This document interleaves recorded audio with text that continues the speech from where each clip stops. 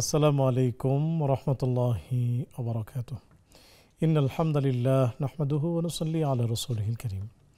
সুপ্রিয় দর্শক, দেশের বাইরে যে যেখান থেকে এই মুহূর্তে আমাদের সাথে যুক্ত হয়েছেন সবাইকে স্বাগত জানাচ্ছি। আমি ওবায়দুল্লাহ আল কাফি। দেখছেন আপনাদের প্রিয় চ্যানেল নেক্সাস টেলিভিশনের নিয়মিত আয়োজন ব্যাকম্যানস বিস্কিটস নিবেদিত ইসলামী জীবন বিধান। সরাসরি সম্প্রচারিত আয়োজন শুরু করছি মহান রব্বুল আলামিনের পবিত্র নামে বিসমিল্লাহির রহমানির রহিম, যিনি এক এবং অদ্বিতীয় পরিচিত শানে। সুবহানাল্লাহি ওয়া বিহামদিহি আদাদা খালকিহি ওয়া রিদা নাফসিহি ওয়া জিনাতা আরশিহি ওয়া মিদাদা কালিমাতিহি। বিশ্বজগতের মহামানব নবী রহমত রাসূল করিম সাল্লাল্লাহু আলাইহি ওয়াসাল্লামের শানে পড়ছি আল্লাহুম্মা সাল্লি ওয়া সাল্লিম আলা আবদিকা ওয়া হাবিবিকা মুহাম্মাদিন ওয়া আলিহি ওয়া সাহবিহি আজমাইন। সুপ্রিয় দর্শক, যারা আপনারা আমাদের সাথে যুক্ত হয়েছেন, আপনাদের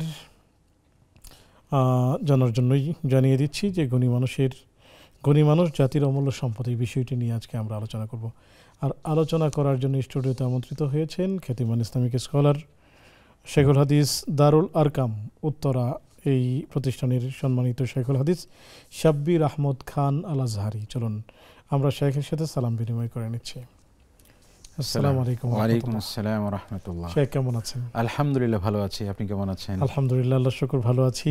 কষ্ট করে আমাদের মাঝে এসেছেন এবং সময় দিচ্ছেন, এর জন্য নেক্সাস পরিবারের পক্ষ থেকে আপনাকে অনেক শুকরিয়া জানাচ্ছি। আপনাকেও শুকরিয়া। জাযাকুমুল্লাহ। সুপ্রিয় দর্শক, যারা আমাদের সাথে যুক্ত হয়েছেন এবং স্ক্রিনে চোখ রেখেছেন, আপনাদেরকেও প্রীতি ও শুভেচ্ছা জানাচ্ছি। একই সাথে জানিয়ে দিচ্ছি, যারা এই জমজমাট আয়োজনের সাথে যুক্ত হতে চান, স্ক্রিনে প্রদর্শিত হচ্ছে নাম্বার, তা ব্যবহার করবেন।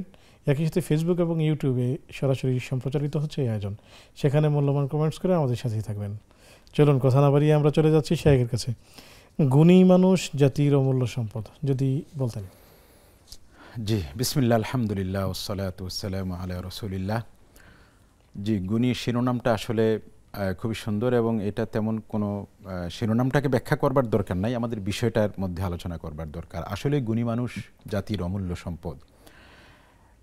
যে কোনো একটা জাতি, সেখানে যত গুণী মানুষের সংখ্যা যত বেশি হবে, সে জাতি সর্বদিক থেকে তত সমৃদ্ধ হবে। এজন্য রাসূল সাল্লাল্লাহু আলাইহি ওয়াসাল্লাম সর্বপ্রথম যেই তার দাওয়াতি মিশন, যে মেহনত, যেই পরিশ্রম তিনি করেছেন, সেটা হলো মানুষ গড়ে তোলা।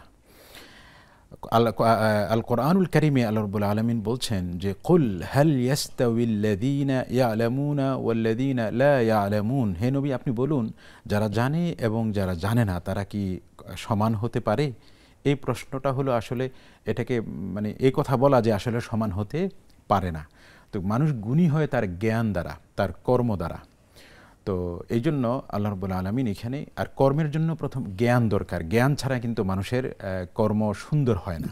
এই জন্য আল্লাহ তাআলা বলছেন যে যারা জানে, আপনি বলুন হে নবী, যারা জানে এবং যারা জানে না তারা কি সমান হতে পারে? অন্য একটি আয়াতে আল্লাহ তাআলা বলছেন যে ওয়া ফাওকা কুল্লি যী ইলমিন আলিম, এবং প্রতি জ্ঞানীর উপরেই আরও অনেক জ্ঞানী রয়ে গেছে। এই আয়াত দ্বারা মূলত আল্লাহ রাব্বুল আলামিন কোনো জ্ঞানী যেন সে কোথাও গিয়ে থেমে না যায়, সে যেন তার জ্ঞানের চর্চায় অব্যাহত থাকে। কারণ আল্লাহ রাব্বুল আলামিন এই পৃথিবীতে মানুষ পাঠিয়েছেন, এই পৃথিবীকে আল্লাহ রাব্বুল আলামিনের বিধান অনুযায়ী, তার আদেশ নিষেধ অনুযায়ী এই পৃথিবীকে আবাদ করবার জন্যে, মানব সভ্যতা, উন্নত সভ্যতা গড়ে তুলবার জন্যে, যেই সভ্যতা তাওহীদের ছায়া, রিসালাতের ছায়ায় মানবতাকে ইহকাল এবং পরকালে শান্তির পথ দেখাবে।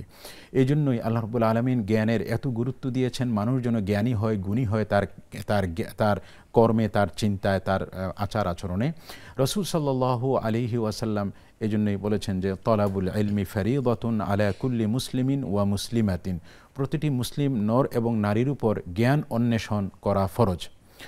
হযরত আয়েশা রাদিয়াল্লাহু আনহা থেকে বর্ণিত, রাসূল সাল্লাল্লাহু আলাইহি ওয়াসাল্লাম বলেছেন, এই হাদিসটি ইমাম মুসলিম রাহিমাহুল্লাহ উল্লেখ করেছেন তার সহিহ গ্রন্থের মুকাদ্দিমাতে, যে নাজ্জিলুন নাসা মানাজিলাহুম, মানুষকে সম্মান দিতে হবে।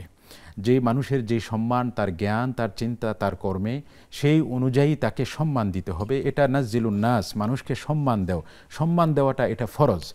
যদি কোনো সমাজ, কোনো জাতি প্রকৃত জ্ঞানী গুণী মানুষকে সম্মান না দেয়, প্রকৃতপক্ষে সে পুরা জাতিকে অবমাননা করলো এবং ওই জাতির উন্নত হবার পথে বাধা সৃষ্টি করলো। কারণ যখন জ্ঞানীকে সম্মান দেওয়া হবে না, এক তো হলো আল্লাহর বিধান, রসুলের আদেশকে লঙ্ঘন করা হলো। রসুল সাল্লাল্লাহু আলাইহি ওয়াসাল্লাম বলেছেন তোমরা জ্ঞানীকে সম্মানিত করো, তাকে মর্যাদা দাও। তো জ্ঞানীকে কেন মর্যাদা দিতে হবে?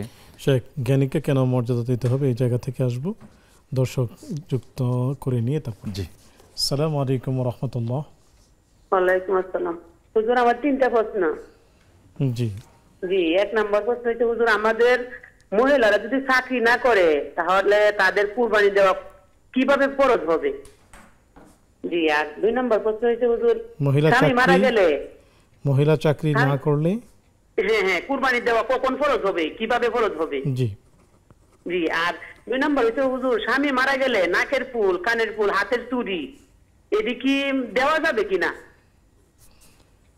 কাকে কাকে দেওয়া যাবে? কাকে? মানে মহিলা মানে স্বামী মারা গেলে তার স্ত্রী।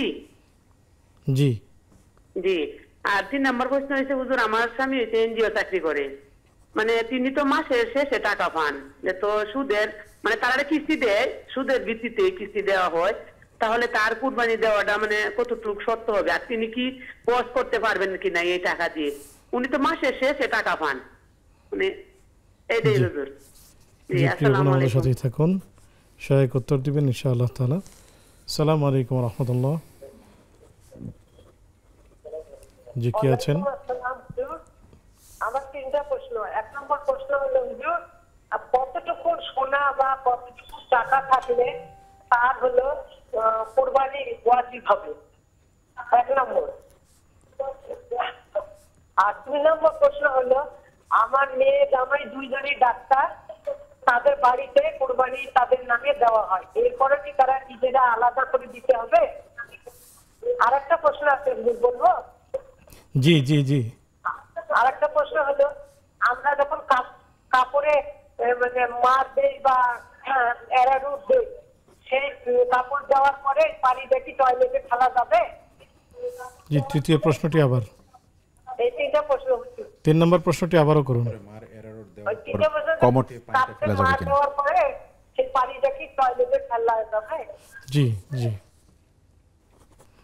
আপনি আমাদের সাথেই থাকুন, সহায়ক উত্তর দিবেন ইনশাআল্লাহ তাআলা। সহায়ক বলছিলেন হ্যাঁ, জ্ঞানী গুণী মানুষ, গুণী মানুষ নিয়ে। আসলে গুণী মানুষ, এই যে মানুষ যে পৃথিবীতে আল্লাহর শ্রেষ্ঠ মাখলুক, আশরাফুল মাখলুকাত, এটা মূলত আসলে মানুষের জ্ঞান এবং গুণের কারণেই। আল্লাহ রাব্বুল আলামিন যখন ফেরেশতাদেরকে বললেন যে আমি পৃথিবীতে আমার প্রতিনিধি নিযুক্ত করব, ফেরেশতারা বলছিলেন যে আতাজালু ফিহা মান ইউফসিদু ফিহা ওয়া ইয়াসফিকুদ দিমা, আপনি কি সেখানে এমন কোনো এক জাতিকে সৃষ্টি করবেন যে রক্তপাত ঘটাবে, পৃথিবীতে ফ্যাসাদ সৃষ্টি করবে? তখন আল্লাহ রাব্বুল আলামিন বলছেন যে আমি যা জানি তোমরা তা জানো না। এরপর আল্লাহ বলছেন ওয়া আল্লামা আদম আল আসমা আকুল্লাহা, আল্লাহ রাব্বুল আলামিন আদম আলাইহিস সালামকে সব কিছুর জ্ঞান শিক্ষা দিয়ে তারপর ফেরেশতাদের সামনে উপস্থাপন করেছেন আদম আলাইহিস সালামের শ্রেষ্ঠত্ব। এই যে মানুষের শ্রেষ্ঠত্ব মূলত তার জ্ঞান, গুণ, কর্ম, এই সব কিছু দিয়ে। যখন কোনো সমাজে জ্ঞানীকে মর্যাদা দেওয়া হবে না, রাসূল সাল্লাল্লাহু আলাইহি ওয়াসাল্লাম যেখানে বলেছেন জ্ঞানীকে তোমরা মর্যাদা দাও, নাজ্জিলুন নাসা মানাজিলাহুম, মানুষকে তার মর্যাদায় দান করো। তো এটা যখন দেওয়া হবে না, তখন এই জাতি, এই সমাজ তার সম্পদকে নষ্ট করলো। কারণ তখন মানুষ যখন মর্যাদা পাবে না, সে কর্মক্ষমতা হারিয়ে ফেলবে, সে আগ্রহ হারিয়ে ফেলবে, সে মনে করবে যে আমি জ্ঞান অর্জন করলাম, আমার এই জ্ঞান, আমার এই কর্ম যেহেতু মানুষের কাছে গৃহীত হচ্ছে না, সম্মানিত হচ্ছে না, তখন এটার দ্বারা সে সমাজকে কিছু করবার পরিবর্তে সেটা নষ্ট হবে। পক্ষান্তরে এই সমাজে যেটাকে মূল্যায়ন করা হয়, যেটাকে বড় হিসেবে উপস্থাপন করা হয়, সেটা যদি আসলে জ্ঞানের বিচারে না হয়, গুণের বিচারে না হয়, অন্য কোনো বিচারে হয়, যা সমাজে আসলে দীর্ঘমেয়াদী কোনো ক্ষতি হয়, যেটা আসলে সমাজে সঠিক বিচারে সেটা কোনো কল্যাণকর নয়, এমন বিষয়কে যদি সম্মানিত করা হয়, তখন হবে কি সেই খারাপ জিনিসটা সমাজে ছড়িয়ে পড়বে এবং জ্ঞানী এবং গুণীরা তাদের জ্ঞান দ্বারা, তাদের কর্ম দ্বারা সমাজকে তারা উপকৃত করতে পারবে না, সমাজ ক্ষতিগ্রস্ত হবে। এই জন্য জ্ঞানী এবং গুণী মানুষ সমাজের অমূল্য সম্পদ, তাদের জ্ঞানকে মর্যাদা দিতে হবে এবং এর দ্বারা সমাজ কিভাবে উপকৃত হবে তাদেরকে সেই সুযোগ সৃষ্টি করতে হবে। রাসূল সাল্লাল্লাহু আলাইহি ওয়াসাল্লাম তিনিও সাহাবায়ে কেরামদের মধ্য থেকে যার মধ্যে যেই দক্ষতা, যে গুণ পেতেন, সেটাকে তিনি খুব মর্যাদা দিতেন এবং তাকে সেই কাজের মাধ্যমে উম্মতের যেন ফায়দা হয়, সেই ফায়দা নেবার চেষ্টা করতেন। রাসূল সাল্লাল্লাহু আলাইহি ওয়াসাল্লাম যখন মদিনায় গেলেন, মদিনায় যাবার পরে দেখলেন যে সেখানে কৃষকরা তারা পরাগায়ন করে খেজুর গাছের। রাসূল সাল্লাল্লাহু আলাইহি ওয়াসাল্লাম যেহেতু মক্কার ছিলেন, কৃষির ব্যাপারে তার কোনো জ্ঞান ছিল না, তখন রাসূল সাল্লাম তাদেরকে এই ব্যাপারে অনুৎসাহিত করেছেন। যেই বছর অনুৎসাহিত করেছেন পরাগায়নের ব্যাপারে, খেজুর ফলন খুবই খারাপ হয়েছে এবং খুবই কম হয়েছে। পরবর্তীতে রাসূল সাল্লাল্লাহু আলাইহি ওয়াসাল্লাম বলছেন যে আনতুম আলামু বি উমুরি দুনিয়াকুম, তোমরা এই যে কৃষির ব্যাপারে আমি যে খেজুরের পরাগায়নের ব্যাপারে অনুৎসাহিত করেছিলাম, তখন খেজুর ফলনে হৃষ্টপুষ্ট হয়নি এবং ফলন খুব কম হয়েছে, কিন্তু আসলে এই ব্যাপারে আমার তেমন কোনো জ্ঞান ছিল না। তোমরা মদিনাবাসী যেহেতু কৃষি ব্যাপারে অভিজ্ঞ, আমি তোমাদেরকে, দেখেন নবী কিন্তু উনি নবী, তার আদেশ নিষেধ কিন্তু আবশ্যকীয়ভাবে পালনীয়। সেই ক্ষেত্রে তিনি বলছেন যে আনতুম আলামু বি উমুরি দুনিয়াকুম, তোমাদের এই কৃষি এবং এই দুনিয়াবি এই বিষয়ে তোমরাই অধিক জ্ঞাত, সুতরাং তোমরা আগে যেভাবে পরাগায়ন করতে এখনও তোমরা খেজুরকে পরাগায়ন করো, তাহলে ফলন বেশি হবে, হৃষ্টপুষ্ট হবে। এই ক্ষেত্রে আমাদের শুকরিয়া শেখ। আমরা আসবো ইনশাআল্লাহ তাআলা। একজন দর্শককে যুক্ত করে নিচ্ছি। আসসালামু আলাইকুম ওয়া রাহমাতুল্লাহ। হুজুর, আমার 3টা প্রশ্ন। হুজুর, আমার প্রথম প্রশ্ন হচ্ছে, আমরা যে ফরজ নামাজ পড়ি, পড়ার সময় যে আল্লাহুম্মা ইন্নী আউযু বিকা মিন আযাবিল কবর, এটা কি ফরজ নামাজের সময় পড়া যাবে কি না? জি, আরো কোনো প্রশ্ন? আর 2টা আছে হুজুর। আর হচ্ছে যাদের কুরবানি দেওয়ার আর কি অর্থ আছে কিন্তু কুরবানি দেয় না, তাদের তাদের কি শাস্তি হবে? তাই আর একটা হচ্ছে হুজুর, ইয়া তৈয়বু ইয়া জাহিরু, এর মানে কি? ইয়া জাহিরু ইয়া তৈয়বু, এটার মানে কি? ইয়া জাহিরু ইয়া তাইয়্যিবু। আপনি বুঝতে পেরেছেন? ইয়া তাইয়্যিবু। হ্যাঁ, তাইয়্যিবু। জি জি, আপনি আমাদের সাথেই থাকুন, সহায়ক উত্তর দিবেন ইনশাআল্লাহ। সুপ্রিয় দর্শক, দেখছেন আপনাদের প্রিয় আয়োজন ব্যাকমেন্স বিস্কিটস নিবেদিত ইসলামী জীবন বিধান অনুষ্ঠানের এই পর্যায়ে নিচ্ছি ছোট্ট একটি বিজ্ঞাপন বিরতি। ফিরছি একটু পর, আমাদের সাথেই থাকুন।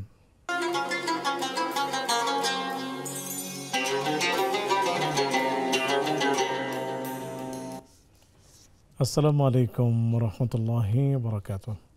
সুপ্রিয় দর্শক, বিরতির পর সাদর আমন্ত্রণ জানাচ্ছি আপনাদের প্রিয় আয়োজন ব্যাকমেন্স বিস্কিটস নিবেদিত ইসলামী জীবন বিধানে। আলোচনা করছেন শেখ শাব্বির আহমদ খান আল আজহারি, সাথে আছে আমি ওবায়দুল্লাহ আল কাফি। আলোচনা চলছে গুণী মানুষ জাতির অমূল্য সম্পদ। পেয়েছি আপনাদের বেশ কিছু প্রশ্ন, আমরা জানতে শেখের কাছে চলে যাব। শেখ, অনেক প্রশ্ন এসেছে, জি, আমরা কি প্রশ্নগুলো উত্তর জানবো না আলোচনা চলবে? প্রশ্নের কিছু উত্তর দিয়ে নেই, তারপরে শেখ, প্রথম প্রশ্ন হলো যেসব মহিলা চাকরি করছেন না, তাদের চাকরি যদি ওয়াজিব হয় তাহলে কিভাবে ওয়াজিব হবে? কোরবানি যদি ওয়াজিব হয়, জি, কোরবানি যদি ওয়াজিব হয় কিভাবে হবে? আসলে কোরবানি ওয়াজিব হয় অর্থ সামর্থ্যের উপরে, আর সামর্থ্য তো শুধু চাকরি দিয়ে হয় না। তার যদি গচ্ছিত স্বর্ণ থাকে, রূপা থাকে, অর্থ থাকে, টাকা থাকে, বা তার যদি উত্তরাধিকার সূত্রে সে যদি সম্পদের মালিক হয়, তাহলে তো ওই কোরবানির সময়ে যদি তিনি কোরবানি দিতে সক্ষম হন, এমন পরিমাণ তার, এখানে একটু বিস্তারিত আছে যে যারা সুন্নতে মুআক্কাদা বলেন, তারা বলেন যে কোরবানি দেওয়ার মতো সামর্থ্য থাকলেই সুন্নত। আর যারা ওয়াজিব বলেন তারা কিছু শর্ত যুক্ত করেন, নেসাব পরিমাণ তার মাল থাকতে হবে এবং তিনি মুসাফির হবেন না, মুসাফিরের উপর কোরবানি ওয়াজিব না। তো যাই হোক, তো কথা হলো যে সামর্থ্য থাকা, সেটা চাকরি আবশ্যক নয়। যে কোনোভাবে ওনার যদি সম্পদ থাকে কোরবানির যে 3 দিন, সেই 3 দিনের মধ্যে, তাহলে তার জন্য কোরবানি দেওয়া হানাফি মাযহাবে ওয়াজিব, অন্যান্য মাযহাবে সুন্নতে মুআক্কাদা। সেই টাকার পরিমাণটা প্রায় 80 থেকে 90,000 টাকার মতো এই বছর প্রায়। শুকরিয়া, জাযাকুমুল্লাহ। শেখ, স্বামী মারা গেলে স্ত্রী কি অলংকার পড়তে পারবে কিনা, চুরি, বিভিন্ন গহনা? জি, স্ত্রীর বিধান হলো স্বামী যখন মারা যাবে তিনি তার ইদ্যতের সময়টাতে তিনি সাজগোজ গ্রহণ করবেন না। তো সেই হিসাবে অলংকার যেহেতু সাজগোজের অন্তর্ভুক্ত, সেটা যাই হোক, তিনি সাজগোজ না করাটাই বিধান ইসলামে। এই অলংকার তিনি পরিধান করবেন না যতদিন পর্যন্ত তার ইদ্যত শেষ না। ইদ্যত ইদ্যতের সময় কতটুকু শেখ? ইদ্যতের সময় হলো যে 4 মাস। 4 মাস 10 দিন। আর যদি গর্ভে সন্তান থাকে তাহলে সন্তান প্রসব পর্যন্ত। শুকরিয়া, জাযাকুমুল্লাহ। শেখ, আমরা আসবো আপনার কাছে একজন দর্শককে যুক্ত করে। জি। আসসালামু আলাইকুম ওয়া রাহমাতুল্লাহ। জি, ওয়ালাইকুম আসসালাম ওয়া রাহমাতুল্লাহ। জি, আমি নীলা বলছিলাম পাবনা থেকে। স্বাগতম প্রিয় বোন, প্রশ্নটি করুন। জি, প্রশ্নটা হচ্ছে হুজুর, মানে তাহাজ্জুদ নামাজ আদায় করার নিয়ত করেছিলাম আজকে আমি। তো হচ্ছে 4টা বাজে উঠছি, মানে আমি তো মনে করছি মানে 5টা বাজে আজান দেয়, 4টা বাজে উঠলে আমি পড়তে পারবো। 4টা বাজে উঠছি, বাট অনেক দূরের একটা আজান আমার কানে এসছে। তারপরে যেহেতু আমি নিয়ত করেছিলাম আমি 2 রাকাত মানে তাহাজ্জুদ পড়েছি, তো এটা কি আমি ভুল করে ফেলছি? মানে আজান তো আমি শুনে ফেলছি ফজরে, তারপরে নিয়ত ছিল দেখে আমি পড়েছি। আসলে ফজরের কত মানে আজানের আগে কতটা আগে নামাজটা শেষ করতে হবে এটা বিষয়ে বলবেন একটু। জি প্রিয় বোন, আমাদের সাথে থাকুন, শায়েখ উত্তর দিবেন ইনশাআল্লাহ তাআলা। শেখ, এনজিওতে চাকরি করেন স্বামী, সেই যে অর্থ পান সেখান থেকে তা দিয়ে হজ করতে পারবেন কিনা? হ্যাঁ, এনজিওটা আসলে এনজিও তো একটা সেবা সংস্থাকে সংক্ষেপে এনজিও বলা হয়। এখন সেই এনজিওটা কী ধরনের এটা তো বুঝতে হবে। সেখানে যদি সুদি লেনদেন হয়, সুদি কারবার হয়, তাহলে তো মাসালা এটা এনজিও না, মাসালা হলো সুদি লেনদেন যারা করে। সুদি লেনদেনের ক্ষেত্রে যারা সুদ দেয়, যারা সুদ গ্রহণ করে, যারা সুদ লেখে, তিনজন সেই সুদের পাপের ভাগিদার হবে। আর সেই ক্ষেত্রে তিনি যদি তার কাছে গচ্ছিত সম্পদ আসলে সুদের মাধ্যমে যে টাকাটার মালিক হয়, এটা আসলে প্রকৃতপক্ষে মালিক না, এটা তাকে তার মালিকানা থেকে বের করে দিতে হবে যে কোনো মূল্যে। বাকি কোরবানি যদি তিনি দেন তাহলে পুরাটা সুদ, মানে এখানে তো তার এই আসলে সুদি জায়গাতে চাকরি না করাটাই উত্তম। একান্ত অনন্যোপায় যতক্ষণ তিনি হবেন ততক্ষণ তিনি করে বের করে চলে আসবেন, বের হয়ে চলে আসবেন। কোরবানির যে প্রসঙ্গটা, হজের ব্যাপারেও একই কথা, হালাল টাকা দিয়ে হজ করতে হবে। এই টাকার আসলে এইখানে তাকে এই পন্থা থেকে বেরিয়ে আসাটাই উত্তম। যদি তার অন্য কোনো ব্যবস্থা থাকে সেটাতে হজ করবেন। আর যদি তিনি হজ করেই ফেলেন, তিনি সুদের আলাদা গুনাহগার হবেন। আর হজের তার যে একটা জিম্মাদারি আছে, সেইটা দুনিয়াবি বিচারে তিনি সেই জিম্মাদারি থেকে মুক্ত হয়ে যাবেন। শুকরিয়া, জাযাকুমুল্লাহ। সে কত টাকা থাকলে কুরবানি ওয়াজিব হবে?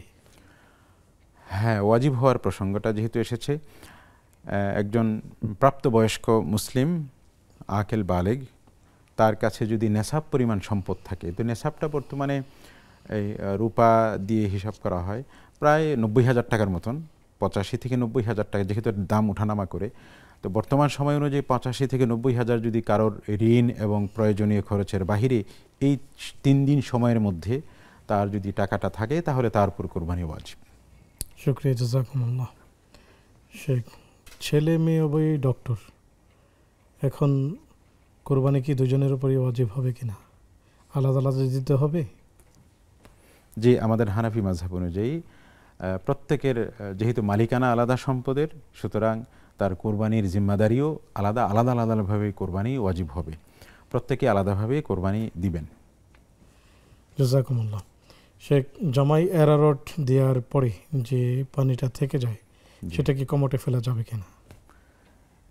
ফেলতে পারবে না, এতে এমন কিছু বুঝে আসে না, যেহেতু সেখানে এর চাইতে আরও নোংরা জিনিস ফেলা হয়।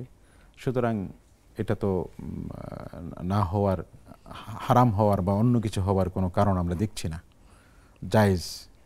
শুকরিয়া, জাযাকুমুল্লাহ। শেখ, আমরা আসবো, অনেক প্রশ্ন আছে একজন দর্শককে যুক্ত করে। আসসালামু আলাইকুম ওয়া রাহমাতুল্লাহ। ওয়ালাইকুম আসসালাম ওয়া রাহমাতুল্লাহ। আসসালামু আলাইকুম ওয়া রাহমাতুল্লাহ। ওয়ালাইকুম আসসালাম। ভাই, আমি ঢাকা বাড্ডা থেকে বলছি, খুশিদা বেগম। স্বাগতম প্রিয় বোন, প্রশ্নটি করুন। জি ভাই, আমার দুটা প্রশ্ন। একটা প্রশ্ন হচ্ছে যে মগরিবের 6:30 বাজলে কি আমি জোরে জোরে হাত তাই তুলে করতে পারবো? আর একটা প্রশ্ন হচ্ছে যে ভাইয়া, ওই যে মুসলিম বই আছে না, ওইটা আমি ফলো করি, ওইটা কি উজু ছাড়া ধরা যাবে? নবীজির সুন্নাত। জি জি, ওই যে মুসলিম দোয়ার বই আছে, দোয়ার বইটা হিসনুল মুসলিম। জি জি জি, জি জি, ওটা কি উজু ছাড়া ধরা যাবে, দোয়া করা যাবে? জি প্রিয় বোন, আমাদের সাথেই থাকুন, শায়েখ উত্তর দিবেন ইনশাআল্লাহ তাআলা। শেখ, ফরজ নামাজের মধ্যে আউযু বিকা মিন আযাবিল কবরি এই দোয়াটি পড়া যাবে কিনা?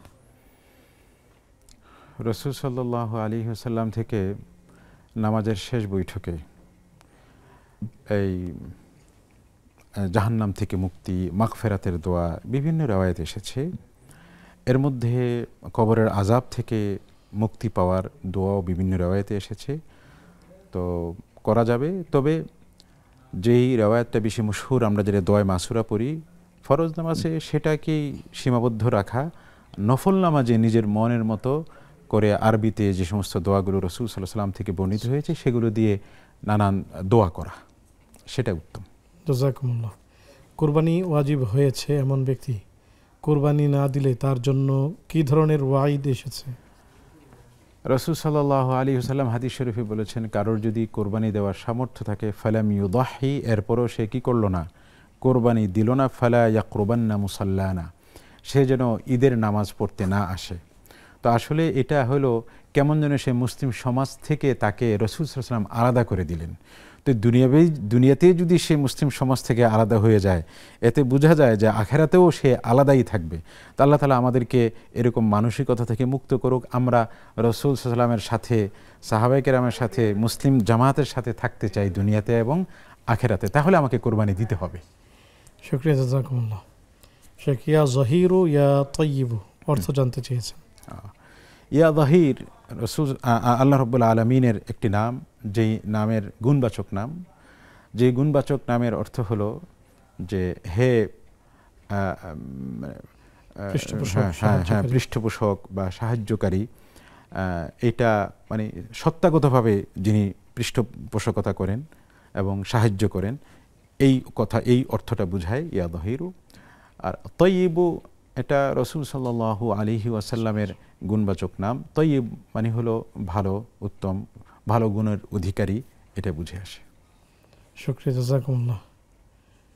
তাহাজ্জুদের নামাজ শেখ ভোর 4টায় যদি পড়ে ফেলেন, আজান শোনেন এই অবস্থায়, তাহলে সেটি কি তাহাজ্জুদ হিসেবে বিবেচিত হবে?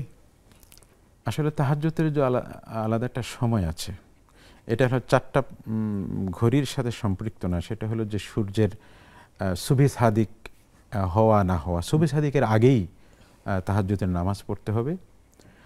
এখন কেউ যদি নিয়ত করে ফেলে পরবর্তীতে, এখন তো 4টার আগেই কি হয়, সুবহি সাদিক হয়ে যায়, তিনি যদি ভুলবশত দাঁড়িয়ে যান, তো নফল নামাজ 2 রাকাত নামাজ পরিপূর্ণ করবেন, এটা তার নফল নামাজ হবে। জাযাকুমুল্লাহ। শেখ, আমরা আসবো, আমাদের হাতে প্রশ্ন আছে, তবে একটি বিরতি নিয়ে। সুপ্রিয় দর্শক, দেখছেন আপনাদের প্রিয় আয়োজন ব্যাকম্যানস বিস্কিটস নিবেদিত ইসলামী জীবন বিধান। সময় হলো একটি বিজ্ঞাপন, বিরতিতে যাবার ফিরছি একটু পর, আমাদের সাথেই থাকুন।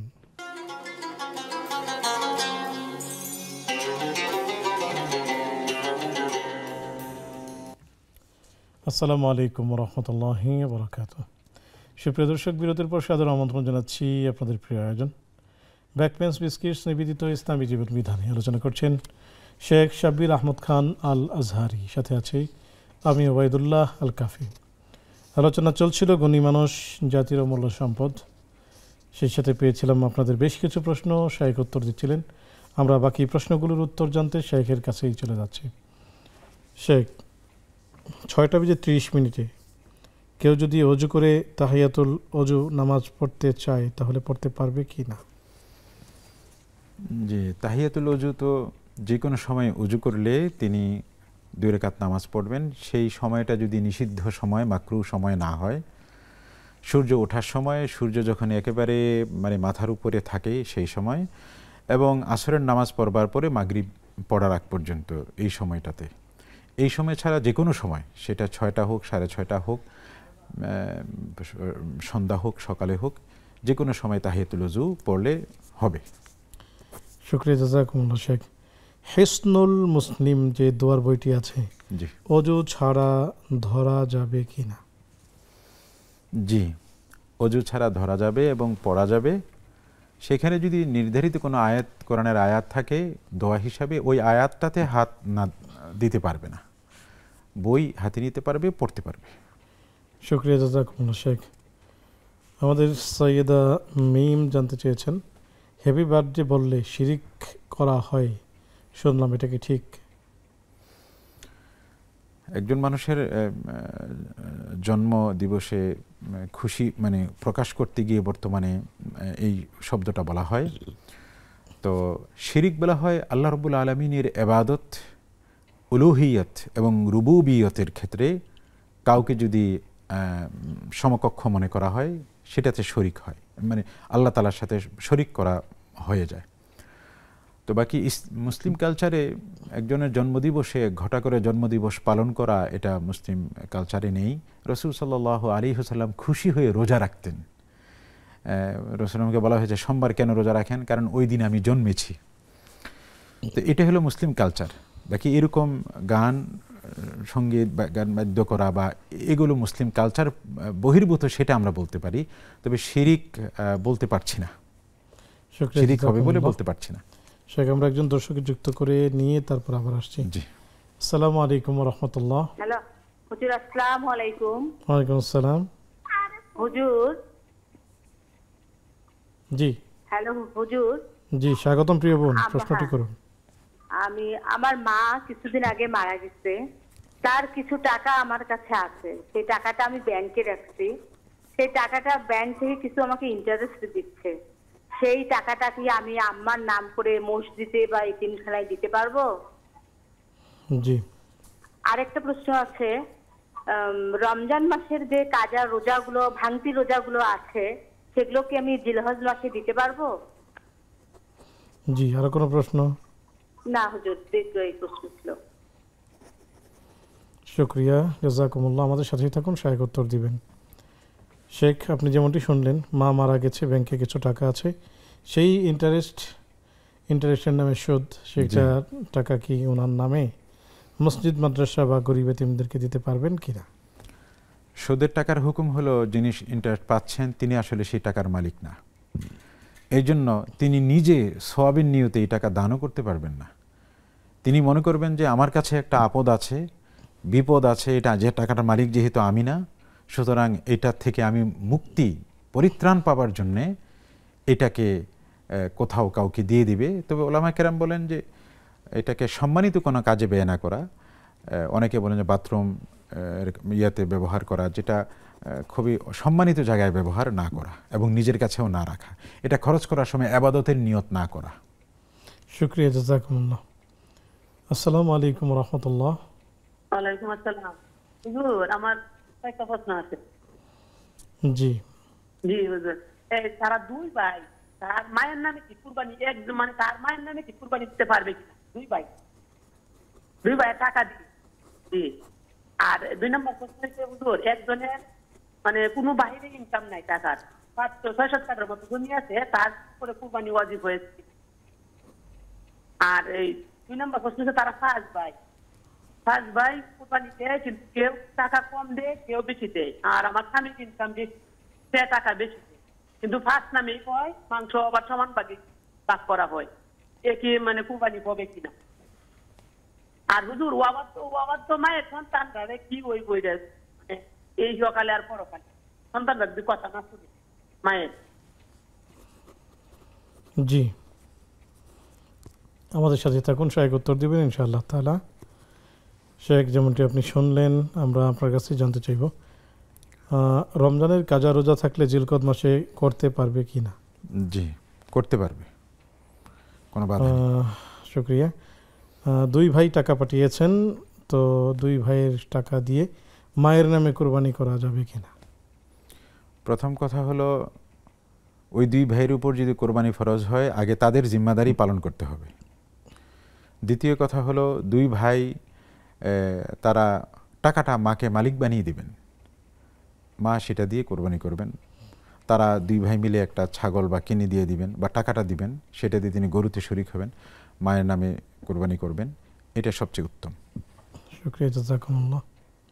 সন্তান মায়ের কথা শোনে না, তো তো কি আমল করলে সন্তান মায়ের কথা শুনবে? এটা সন্তান যেন মানুষ হয়, কোরআনে বর্ণিত আয়াত আছে, হে আল্লাহ আপনি আমার পরিবারকে এমন বানিয়ে দেন যেন চক্ষু শীতল হয়, সেটা স্ত্রী হোক সন্তান হোক, এই দোয়া করা। এবং এই দোয়া ছাড়াও আল্লাহ তাআলার কাছে ইস্তেগফার করা, দোয়া করতে থাকা সন্তানের জন্য, সন্তানকে নসিহত করা, আল্লাহমুখী হওয়া, এটা এক ধরনের পরীক্ষা। ইন্নামা আমওয়ালুকুম ওয়া আওলাদুকুম ফিতনা, তোমাদের সম্পদ এবং তোমাদের সন্তান তোমাদের জন্য পরীক্ষা। এটা পরীক্ষায় আমাদেরকে উত্তীর্ণ হতে হবে, আল্লাহমুখী হতে হবে, আল্লাহর কাছে দোয়া করতে হবে। শুকরিয়া, জাযাকুমুল্লাহ। শেখ, বার্থডে উপলক্ষে ওই দিন না করে পরে কোনো খাওয়া দাওয়া উপহার দেওয়া নেওয়া হলে কি গুনাহ হবে? হ্যাঁ, এটা বার্থডে উপলক্ষে না করাই উত্তম। যে কোনো কাউকে যে কোনো সময় উপহার দেওয়া এটা ভালো কাজ। তবে যেহেতু বার্থডে দিন হচ্ছে না, তাহলে সেই দিনটা পালন হচ্ছে না, সেই হিসাবে সেটা যে মানে অন্য ধর্মীয় কালচার যেটা আমাদের মধ্যে ছড়িয়েছে, তাহলে সেটার পরিপন্থী করা হলো। সেই হিসাবে আশা করা যায় যে এটা শুধু হাদিয়াটাই রয়ে যাবে, তার খারাপই যেটা সেটা হবে না, যেহেতু সেই দিন করা হচ্ছে না।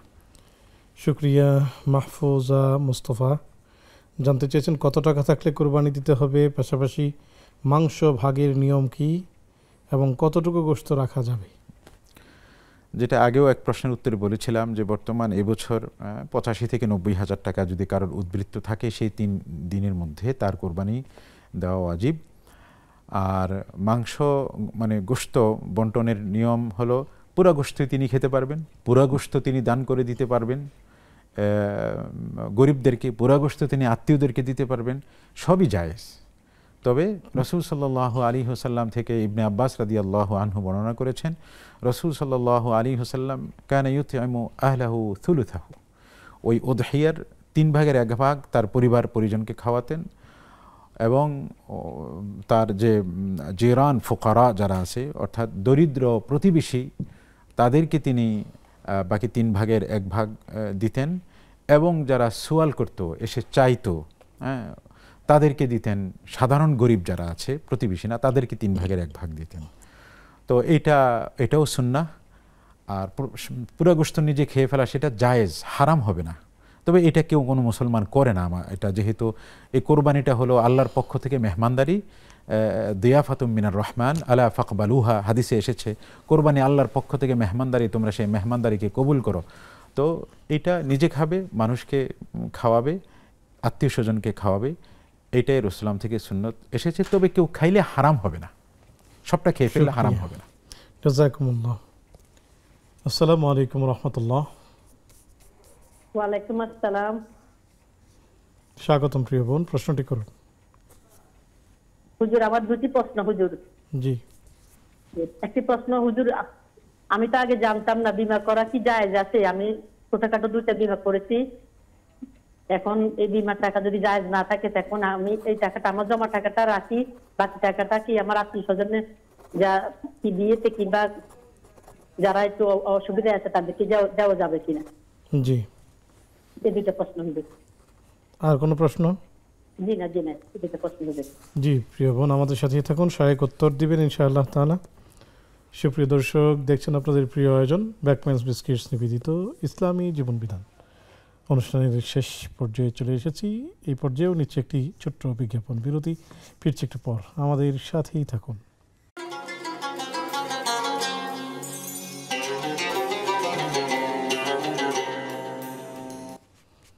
আসসালামু আলাইকুম রহমতুল্লাহ। সুপ্রিয় দর্শক, বিরতির পর সাদর আমন্ত্রণ জানাচ্ছি আপনাদের প্রিয় আয়োজন ব্যাকপ্যানস বিস্কিটস নিবেদিত ইসলামী জীবন বিধানে। আলোচনা করছেন শেখ শাব্বির আহমদ খান আল আজহারি, সাথে আছি আমি ওবায়দুল্লাহ আল কাফি। পেয়েছি আপনাদের অনেকগুলো প্রশ্ন, জানতে চলে যাচ্ছি সরাসরি শেখের কাছে।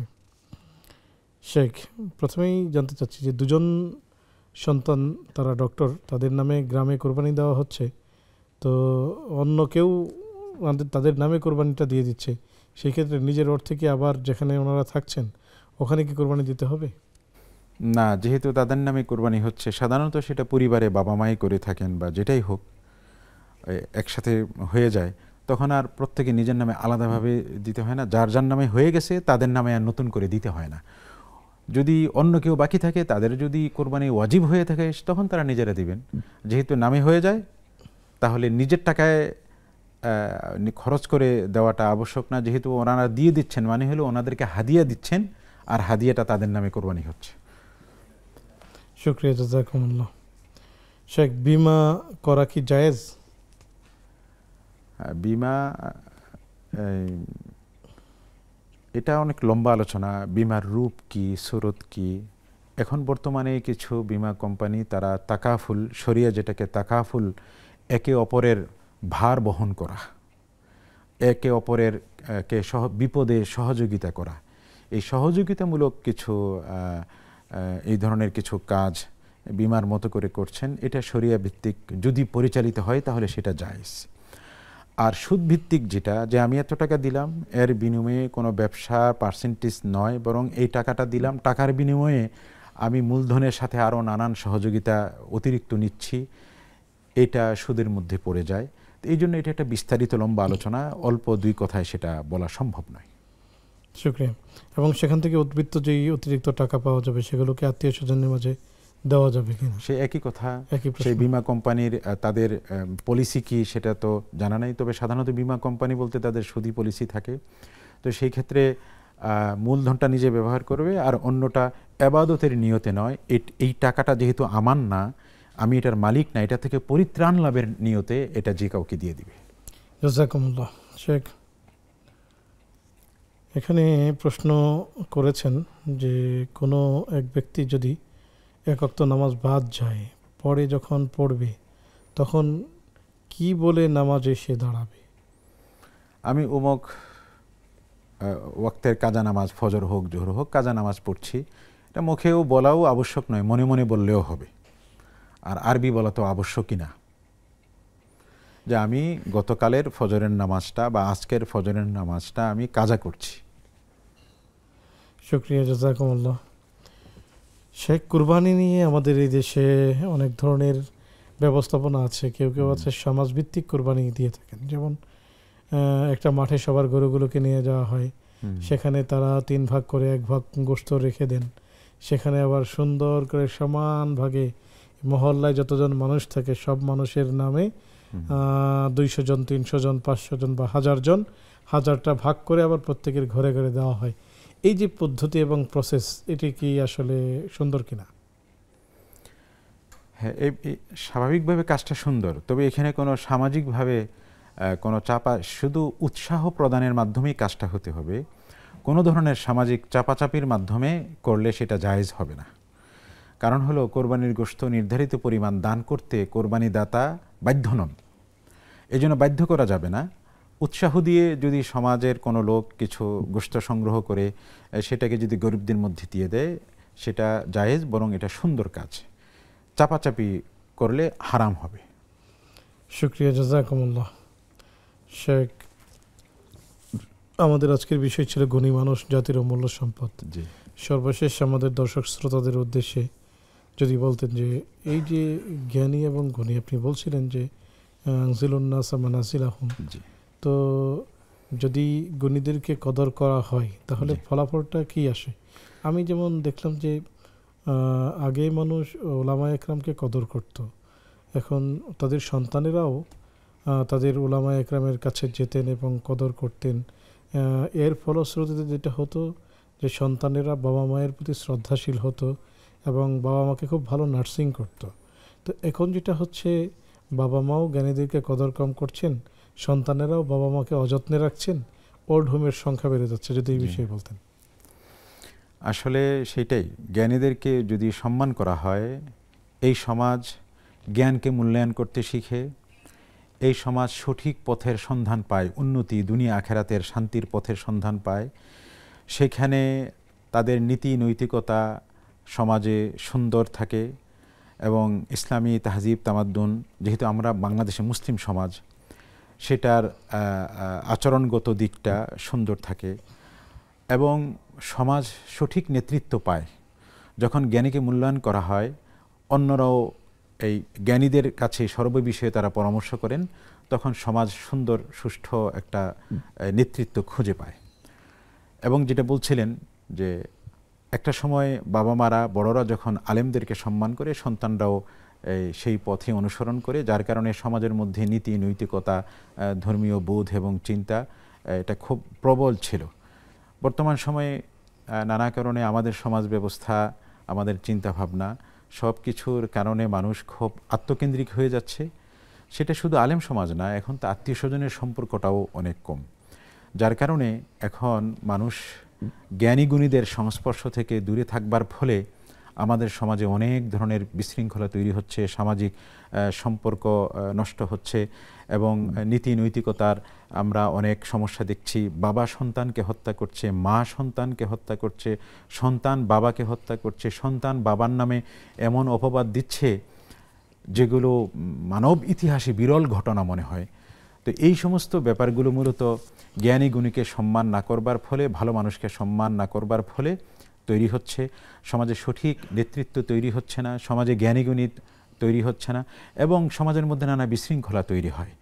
যখন জ্ঞানীকে সম্মান করা হয় না, তখন অযোগ্য লোকেরা এসে সামাজিক নানা নেতৃত্বের আসনে বসে যায়, যার কারণে দুর্নীতি সর্বক্ষেত্রে, অর্থনীতির ক্ষেত্রে, প্রশাসনে এবং সামাজিকভাবে একটা দুর্বৃত্তায়ন তৈরি হয়। শুকরিয়া, অনেক অনেক শুকরিয়া শেখ, জাযাকুমুল্লাহ খাইরান। সুপ্রিয় দর্শক, আসুন আমরা জ্ঞানীদেরকে মূল্য দিতে শিখি। জ্ঞানীদের মূল্যায়ন করলে নিজেরাই মূল্যায়িত হব, নিজেরাই সম্মানিত হব। আমাদের অধীনস্থ এবং আমাদের ছোট যারা আছে তারা আমাদেরকে মূল্যায়ন করবে। জ্ঞানীদেরকে মূল্য দিলে নিজেও জ্ঞানী হওয়ার প্রতি উৎসাহিত হবেন এবং সন্তানেরাও তখন জ্ঞানী হওয়ার প্রতি উৎসাহিত হবে। আমাদের জ্ঞানীদের মূল্যায়ন হোক আমাদের প্রত্যয়। আল্লাহ তাআলা আমাদের সবাইকে সেই তৌফিক দান করুন। আগামী পর্ব দেখার আমন্ত্রণ জানিয়ে আজকের মতো বিদায় নিচ্ছি। সে পর্যন্ত ভালো থাকুন, সুস্থ থাকুন। আসসালামু আলাইকুম ওয়া রাহমাতুল্লাহি ওয়া বারাকাতুহু।